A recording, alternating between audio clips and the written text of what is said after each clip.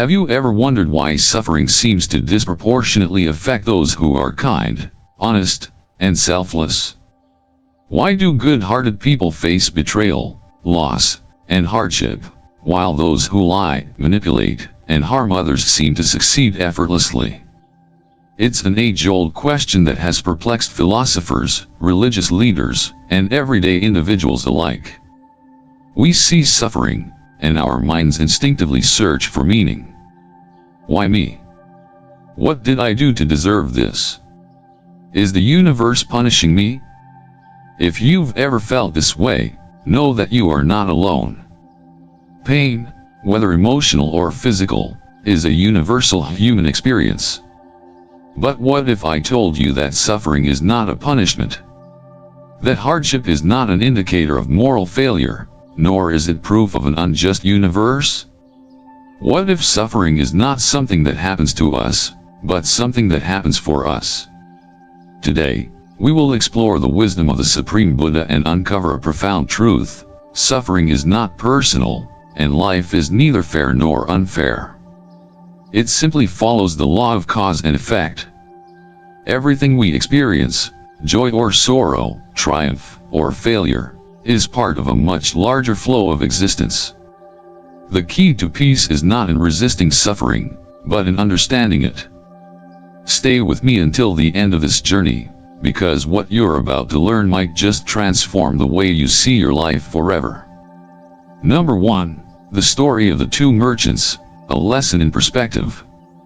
Life often presents itself as a vast, endless desert, beautiful yet unforgiving, full of hidden perils yet brimming with opportunities for those who are prepared.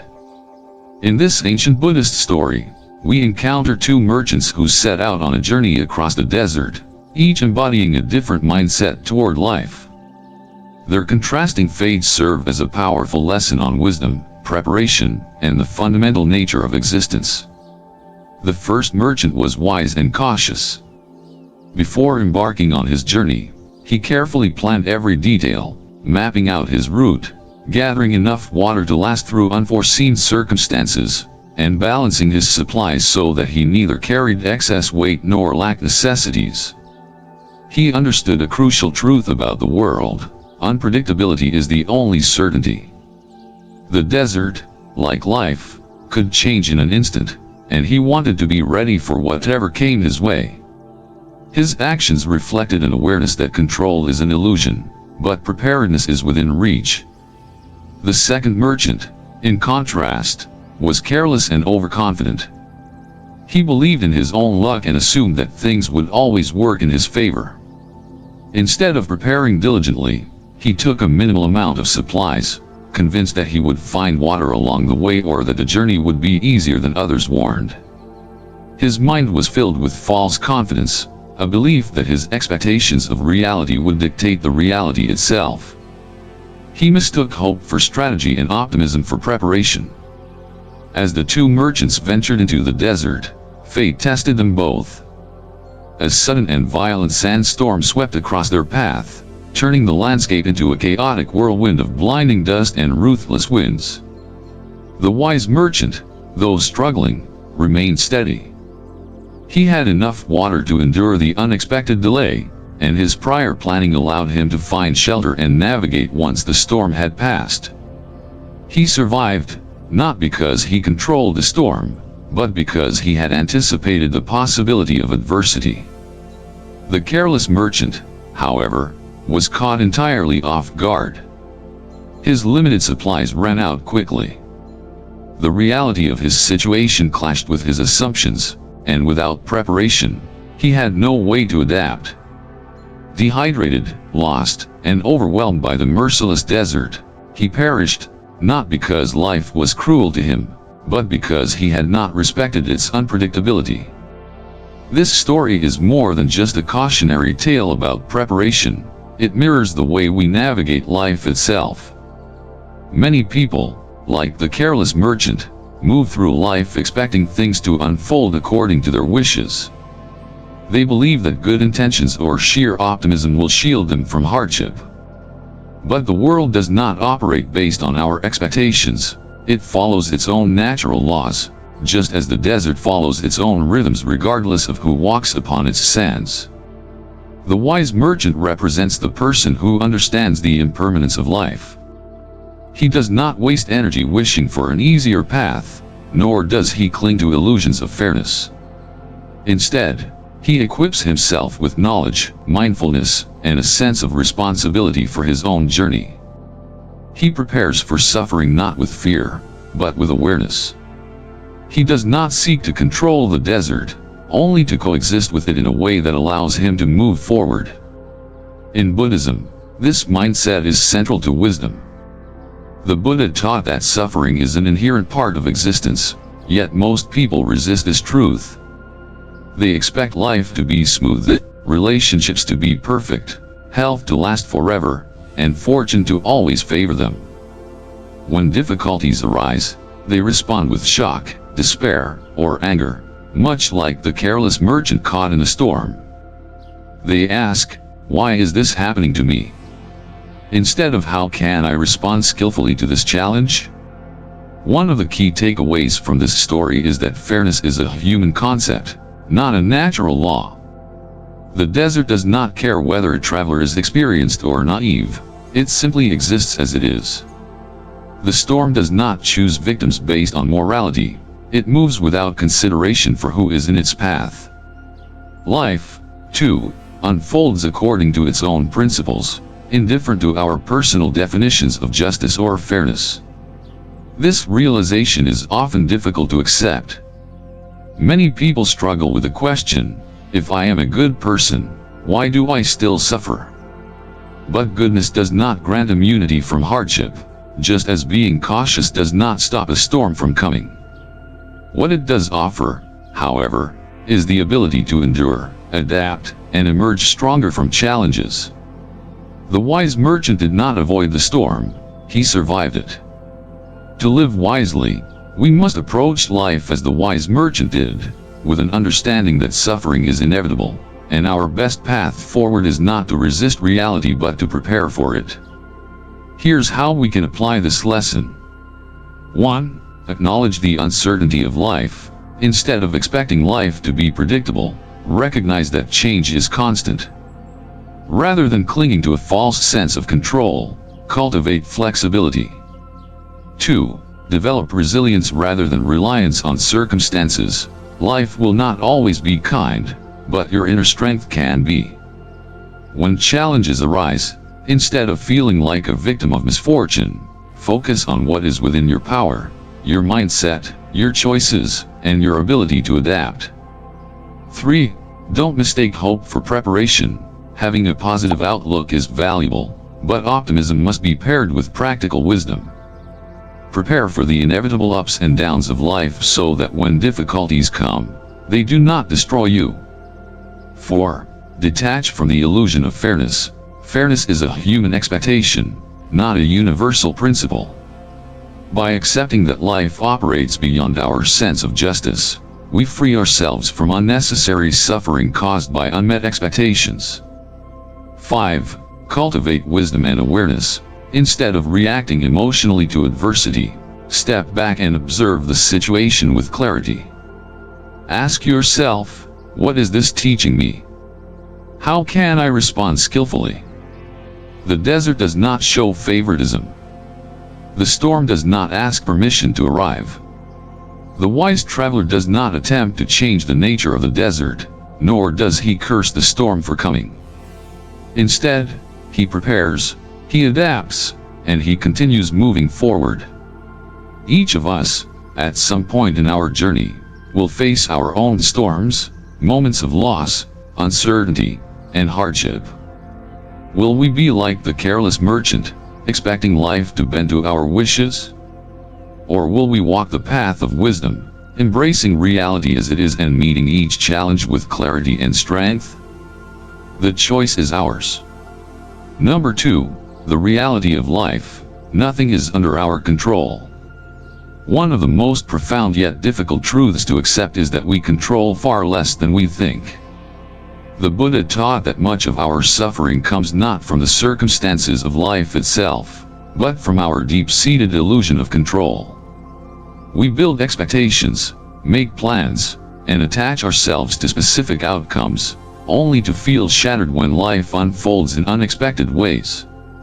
But reality does not bend to our desires. It operates independently, governed by natural laws that care nothing for our wishes or sense of fairness. From the moment we are born, we enter a world of impermanence. Everything around us is constantly changing: our bodies, our relationships, our fortunes, even our thoughts. Yet, despite knowing this intellectually, most people still resist this truth emotionally. We structure our lives as if we can dictate the future, believing that if we work hard enough, love deeply enough, or make the right choices, we can secure happiness and stability. But reality does not work this way. Life remains unpredictable, and when our expectations clash with this fundamental truth, we suffer. Take a moment to consider: can you predict what will happen in the next hour, the next minute, or even the next second? Can you guarantee that the people you love will always stay with you? Can you ensure that wealth, health, and happiness will remain in your grasp forever? The answer is no. No matter how much effort we put into planning and controlling, life moves according to its own rhythm, often in ways we never anticipated. This is why expecting fairness from life is a mistake. Many people equate unpredictability with unfairness, believing that if life does not conform to their expectations, then it must be unjust. But fairness is a human concept, not a universal principle. Life is not unfair, it is simply indifferent to personal desires. Rain falls on both the righteous and the wicked. Natural disasters do not discriminate. Fortune and misfortune arise based on countless interwoven causes and conditions, many of which extend far beyond our understanding. This illusion of control is particularly evident in human relationships.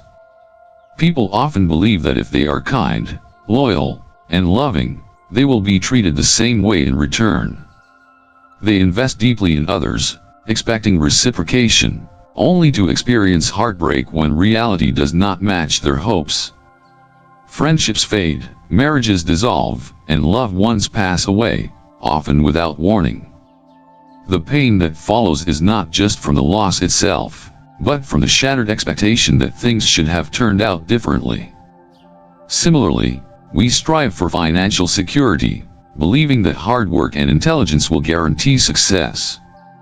While effort certainly increases the likelihood of prosperity, it is not a foolproof equation. Economic downturns, health crises, and unforeseen circumstances can wipe away years of labor in an instant. The businessman who loses his fortune overnight, the athlete who suffers the career-ending injury, the worker laid off due to corporate restructuring, these are reminders that control is an illusion, no matter how diligently we try to hold onto it. Even our own bodies defy control. Despite medical advancements and healthy lifestyles, sickness and aging come for us all. No one, no matter how disciplined, can prevent the inevitable decline of their physical form. The hair grays, the skin wrinkles, the body weakens. Clinging to youth and vitality only breeds suffering, for time does not pause for anyone. The mind, too, is unpredictable. Thoughts arise and fade, emotions fluctuate, desires shift. One day, we are content, the next, restless. We cannot even command ourselves to feel a certain way on demand. Happiness, peace, and love cannot be forced into existence. If we struggle to control even our own internal world, how can we possibly expect to control the vast, ever-changing external reality? Recognizing this truth does not mean we should abandon responsibility or resign ourselves to chaos. It simply means we must learn to flow with life rather than fight against it. Instead of expending energy trying to control the uncontrollable, we can redirect our focus toward what truly matters: our own responses, attitudes, and inner peace. The wise do not resist change, they accept it, adapt, and move forward without attachment. Understanding that we lack control can actually be liberating. It frees us from the weight of unrealistic expectations, allowing us to experience life as it is rather than how we think it should be. It teaches us to appreciate each moment without grasping, to love without clinging, and to pursue goals without attachment to outcomes. The Buddha often spoke of the river as a metaphor for life. The river does not resist the currents, it flows effortlessly, adjusting to bends and obstacles along the way. If we adopt this mindset, we, too, can navigate life's uncertainties with grace, rather than exhausting ourselves in a futile battle for control. By releasing our grip on the illusion of control, we open ourselves to a deeper sense of peace. We no longer see setbacks as personal failures but as natural occurrences. We stop resenting life's unpredictability and start embracing it as part of the journey. And most importantly, we shift from asking, "Why is this happening to me?" to "How can I respond wisely to what is happening?" True freedom is not found in controlling life but in accepting its flow with an open heart and a steady mind. Number 3. The human mind. Why we cling to negativity. The human mind is like a fertile field, but instead of naturally growing flowers, it often nurtures weeds. Have you ever noticed how one negative comment overshadows 10 compliments? Or how a single unpleasant moment can ruin an otherwise good day? This is not a coincidence. Our minds are wired to focus on negativity, a deeply ingrained survival mechanism that once protected our ancestors but now, in modern life, often becomes the root of suffering. To understand why negativity holds such power over us, we must look back at human evolution. Early humans lived in an environment filled with immediate dangers, predators, food scarcity, and hostile conditions. Those who were hyper-aware of threats were the ones who survived. Their brains evolved to detect and remember negative stimuli more than positive ones because failing to notice danger could mean death. A person who forgot a beautiful sunset faced no consequence, but one who failed to remember the location of a lurking predator would not live to pass on their genes. Although we no longer face the same life or death threats today, our brains still operate on this ancient programming. We no longer need to avoid saber-toothed tigers or memorize poisonous plants, yet our minds remain primed to detect problems. This is why an embarrassing moment from years ago can still make us cringe, why a single rejection can linger in our thoughts for days, and why we replay past mistakes over and over as if doing so could somehow change them. Negativity bias, as psychologists call it, distorts our perception of reality. Imagine two people receive a performance review. One is told that they excel in 9 out of 10 areas, but there's one area that needs improvement. Instead of feeling encouraged by the positive feedback, they fixate on that single weak point, replaying it in their mind, feeling inadequate and insecure. This is not rational, but it is how the brain operates. It amplifies negative stimuli while downplaying positive ones. This tendency also manifests in relationships. A couple may have years of loving moments, but one argument can suddenly make them question everything.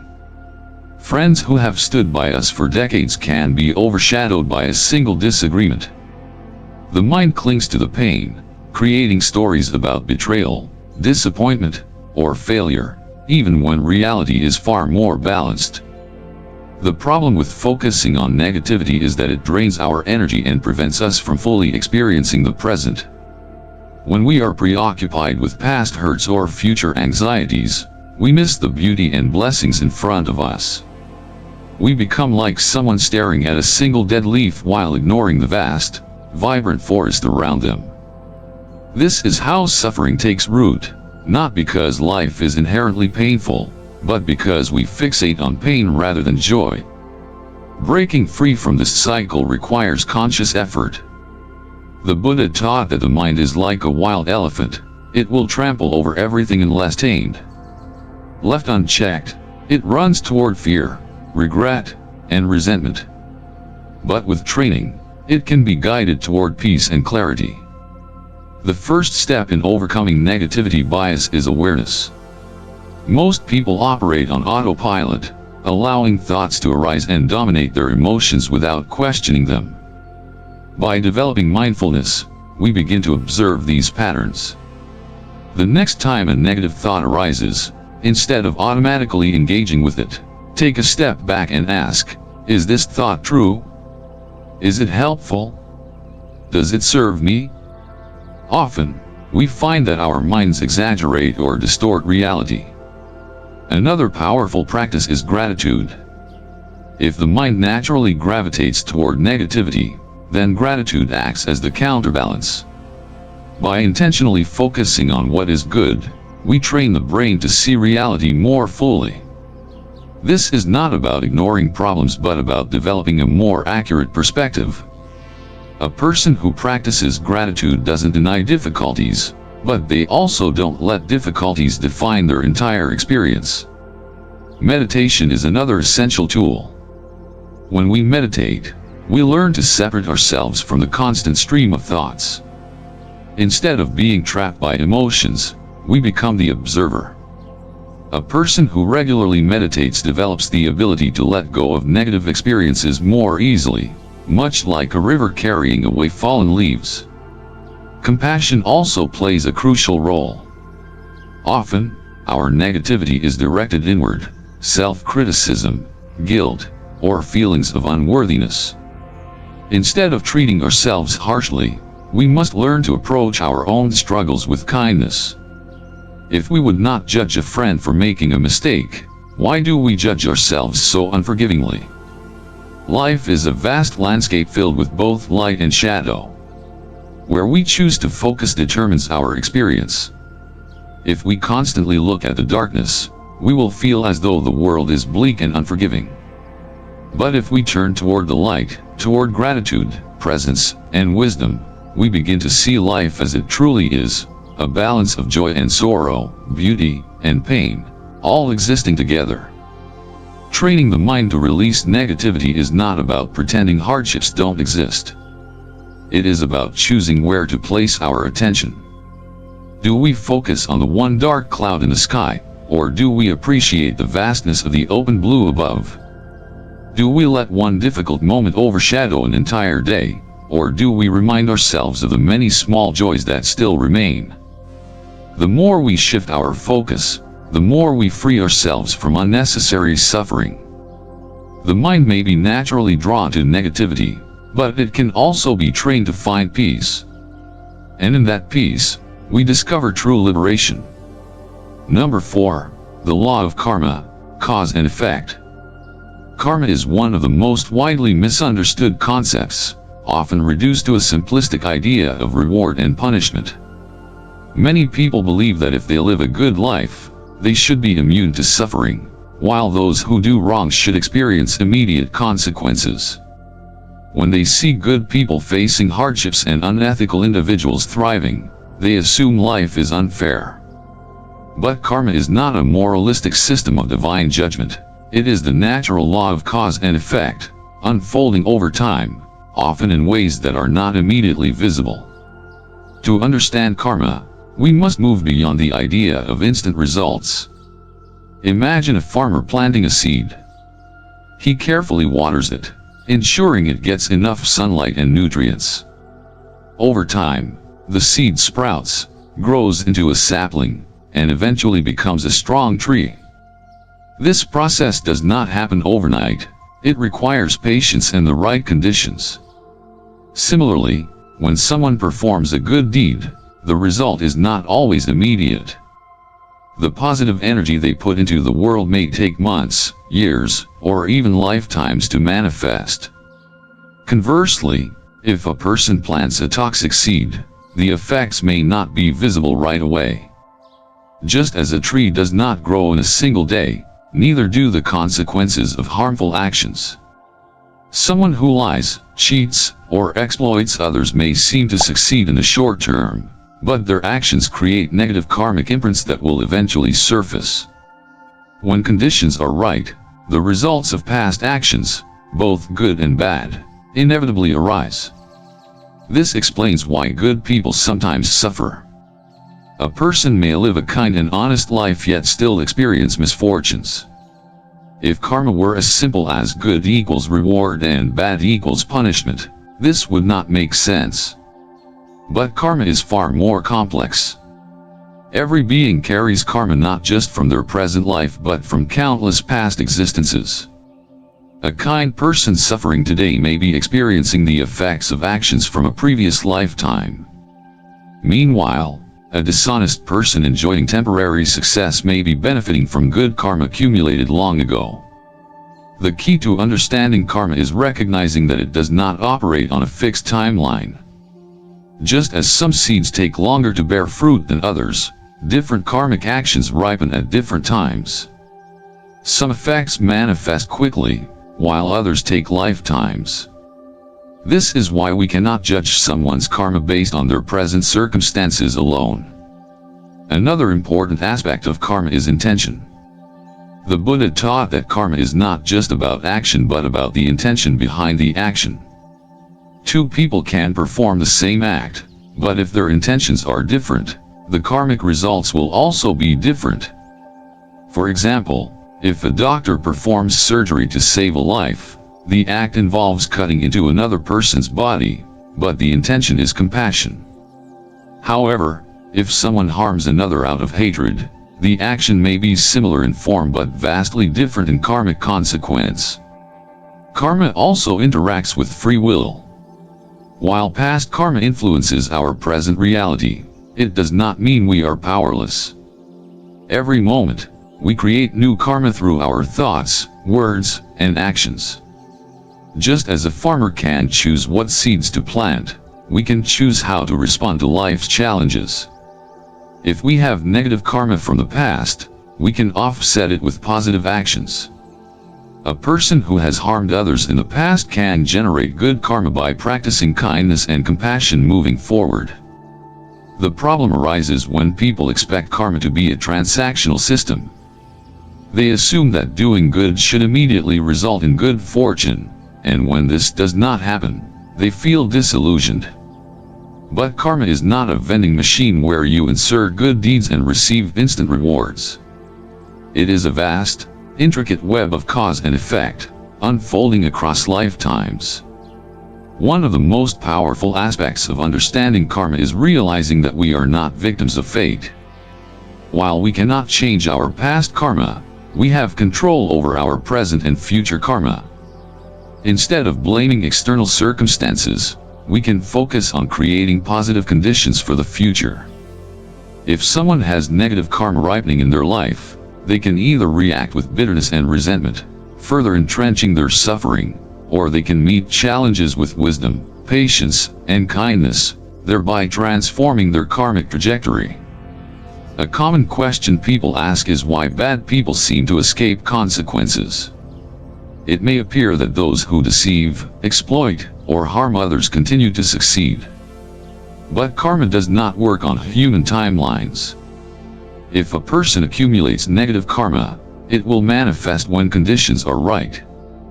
Just as a person can live recklessly for years before their health deteriorates, negative karma often takes time to mature. No one escapes their own actions.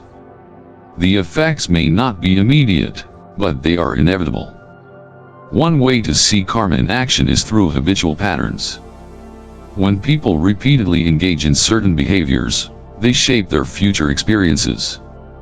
A person who cultivates generosity will naturally attract goodwill and abundance, while someone who constantly deceives others will eventually find themselves surrounded by distrust.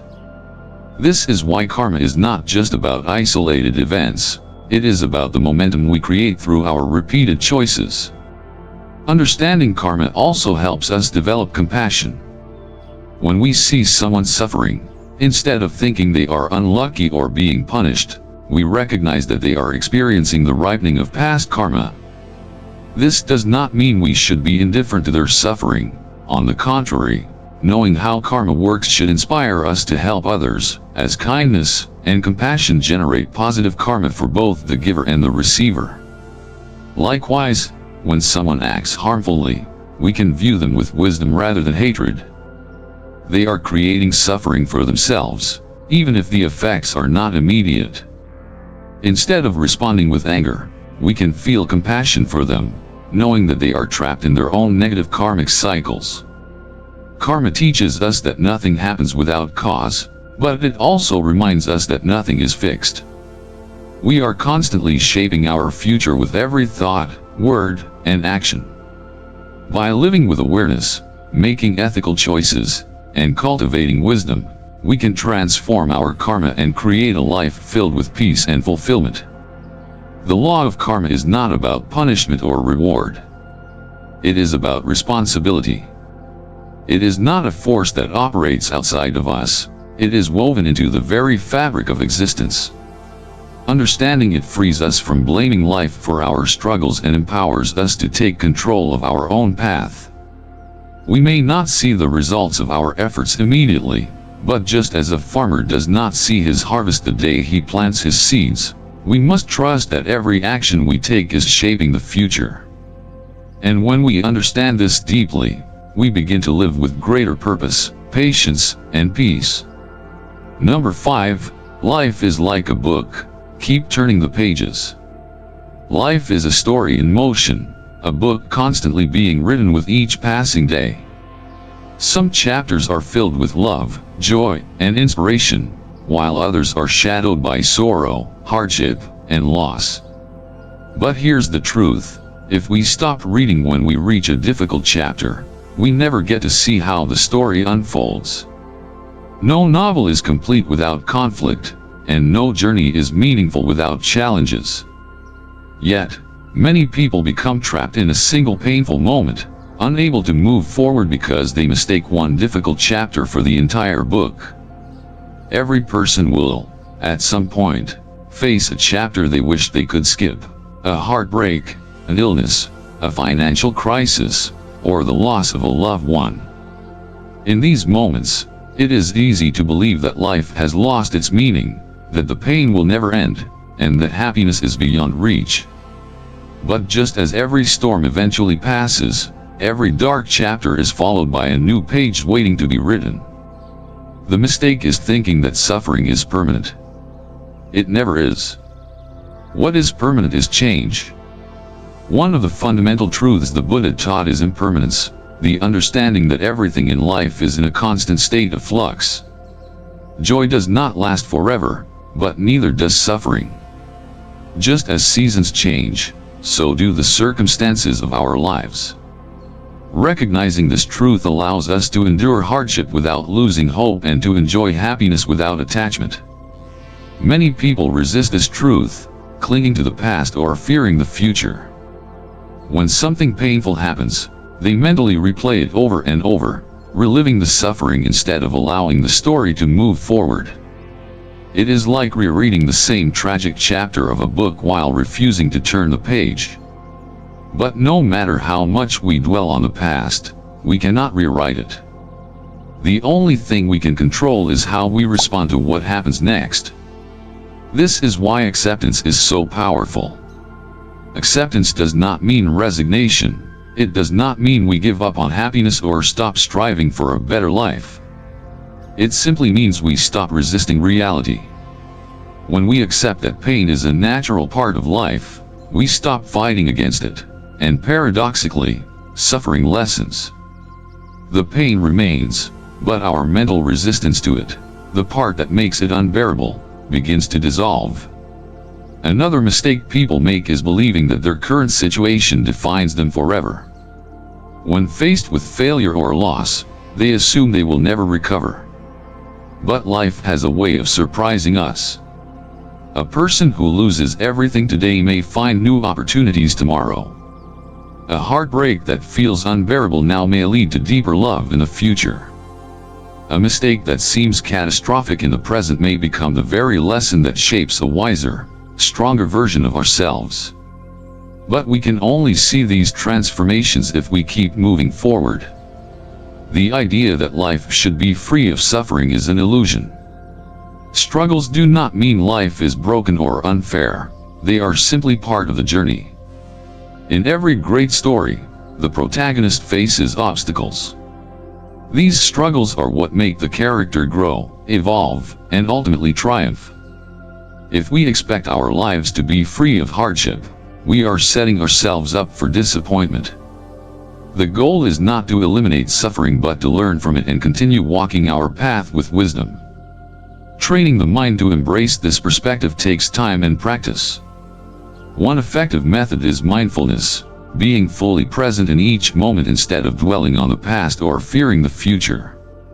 When we practice mindfulness, we learn to experience life as it is, without unnecessary mental suffering. We stop labeling experiences as good or bad and simply see them as part of our journey. A difficult chapter is not the end of the book, it is just one piece of the whole story. Another essential lesson is resilience. Resilience does not mean avoiding pain, it means learning how to navigate it without being destroyed by it. Some of the most inspiring people in history, those who have made a real impact, are individuals who have faced immense hardships and yet continued forward. They did not let one tragic chapter define their entire story. Instead, they used adversity as fuel for transformation. Think of people who have suffered great losses and still found purpose. A person who loses their job might discover a passion they never knew existed. Someone who endures heartbreak may eventually find a love that is even deeper and more meaningful. A person who faces illness may come out of the experience with a newfound appreciation for life. But these stories only unfold when people choose to keep turning the pages. Understanding karma also plays a role in navigating life's uncertainties.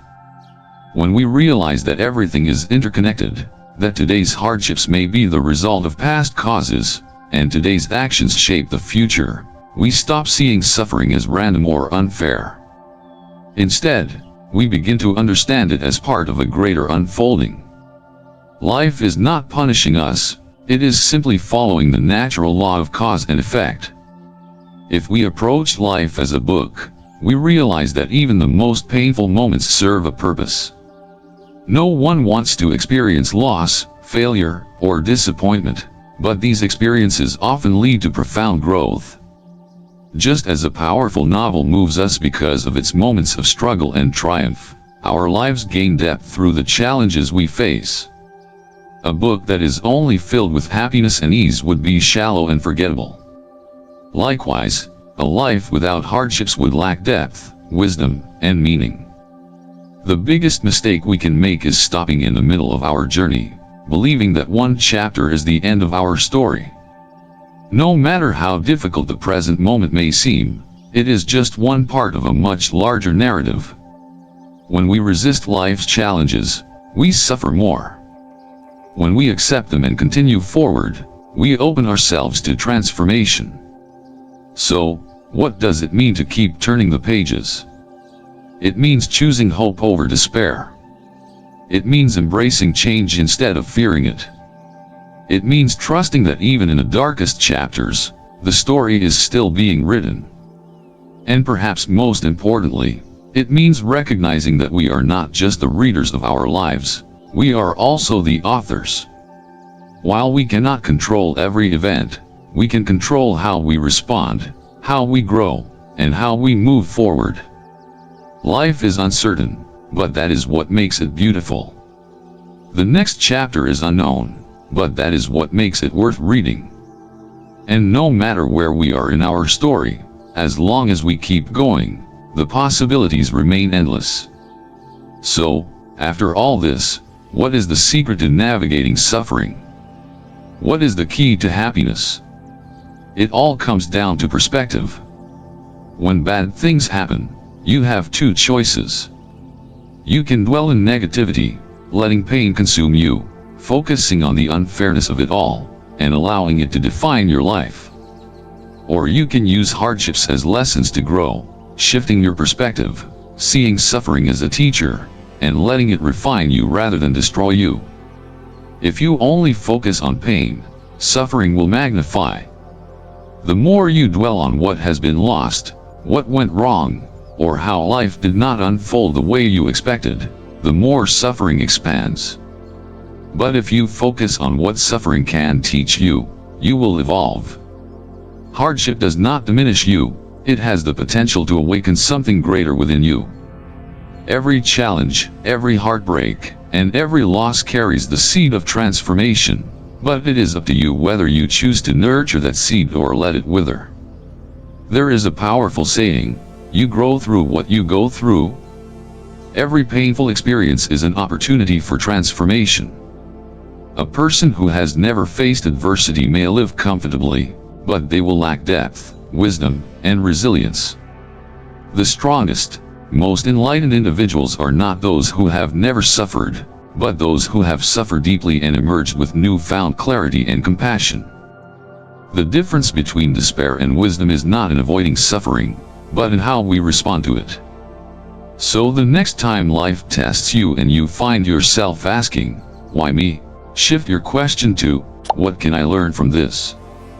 Instead of seeing suffering as an enemy, see it as a messenger. Instead of resisting pain, allow it to guide you toward self-discovery. Life is neither fair nor unfair. It simply unfolds according to its own nature, like the river flowing to the sea. Those who try to fight the current will suffer. Those who learn to move with it will find peace. Because in the end, suffering is not a punishment, nor is it a mistake. It is simply part of the journey of life, a journey that, when seen through the lens of wisdom, leads to enlightenment, inner peace, and a deeper understanding of what it truly means to be alive.